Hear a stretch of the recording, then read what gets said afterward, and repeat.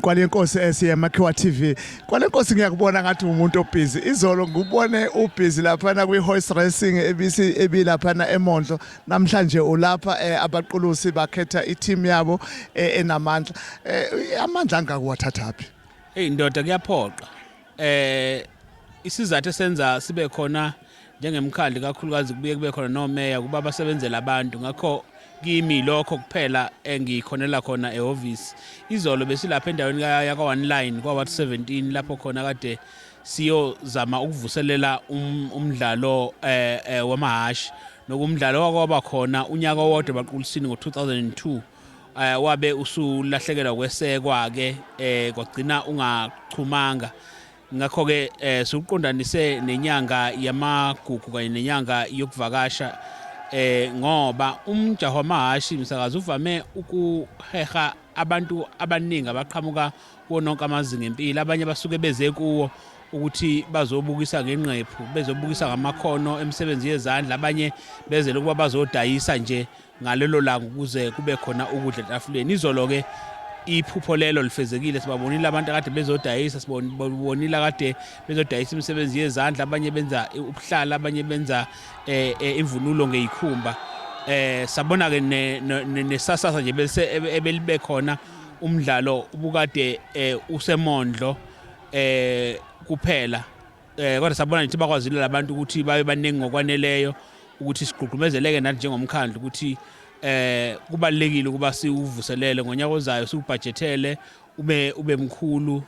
Sesixoxile futhi nomeya we district ukhansela uMB Khumalo ukuthi nabo njenge district bazowufaka kubo bonke lawo masipala abalocal eZululand ukuthi ukuqale usuke ezingeni lomasipala ukuze ufike nje ezingeni le district usuvutha kakhulu. Yeah. Siyabonga kakhulu me. Uyazi kade ngibuka ke nalapha njengoba sila italent ngathi likhulu futhi ngathi singabaqulusi siyoba neteam eyosimela kahle kwiZDM uma sesiqhudelana nabanye omasipala. Nawe nje iso lakho ngiyazi ukuthi liyakwazi phela ukubona njengomuntu ngathi walithinta ibhola. Wena mawuyibukela nje sizokwazini ukumelana nabanye omasipala kuleli talent silibona la. Kade ngikhuluma nje nomfowethu uCasper okuyena esimcele ukuba kube uye ozohlonza abadlali la. Ngabuye ngakhuluma nomfowethu uJoe Hudla osemkantubomvu ebholeni lenyawo ukuba ngizwakalise nje ukuthi lithini ilaka labo.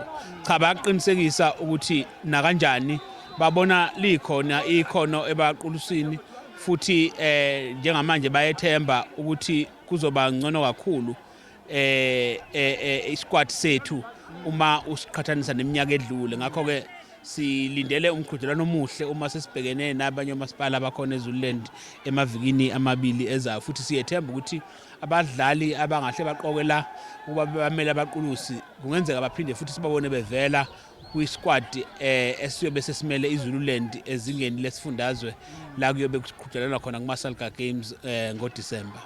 Ayisobe sikhona impela eThekwini siphelezela iZululand iyonke eyobe inabadlali. Mina ngokubuka kwami nje ngokuyibukela ayabo bebaningi kakhulu. Ngakho siyabonga kakhulu ke meya ukuthi ube umuntu oyithanda kakhulu ezemidlalo noyithuthukisayo. Kodwa nje elami lokugcina ngibona kodwa ngathi nje izinga lezinkundla zokudlala ebaqulusini lisephansi. Ingabe ikhona yini mhlambe imizamo noma izinto ezenziwayo ukuthuthukisa izinkundla zokudlala ukuze phela leli khono likwazi ukuthuthukiswa emphakathini yethu yalapha ebaqulusini? Impela siyakusebenza lokho. Engoje nje kwa Ward 1 kunenkundla umasipala ayisebenzayo uyayakha ebambisene nomnyango wezemidlalo. Leyo nkundla njengamanje nje sicabanga ukuthi kuyophela lo nyaka sesikwazile hand over emphakathini. Kodwa futhi kwa Ward 12 endaweni yakwaGwebu kunenkundla efanayo esezingeni eliphezulu eyakhiwayo nakhona ngayo njalo inhloso yokuba sibonakalise ezemidlalo.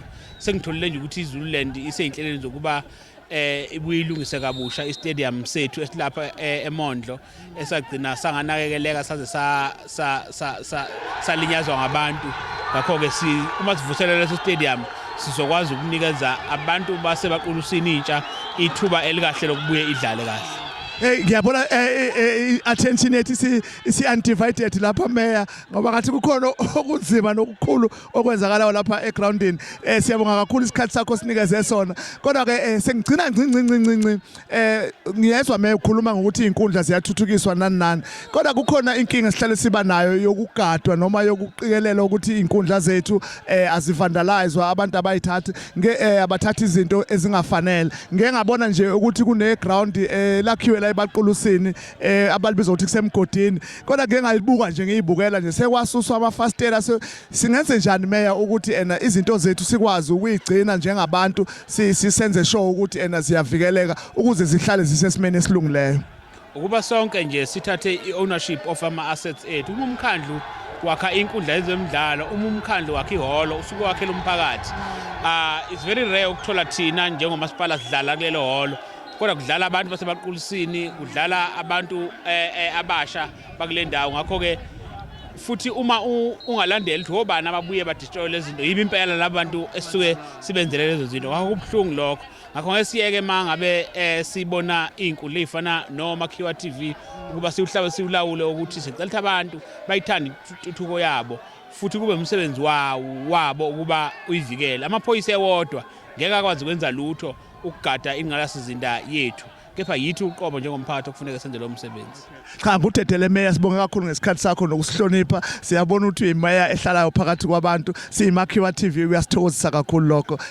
Sengathi imidlalo ingahamba kahle, siyabonga kakhulu. Ngiyathokoza umsakazi nakubabukeli beMakhiwa TV.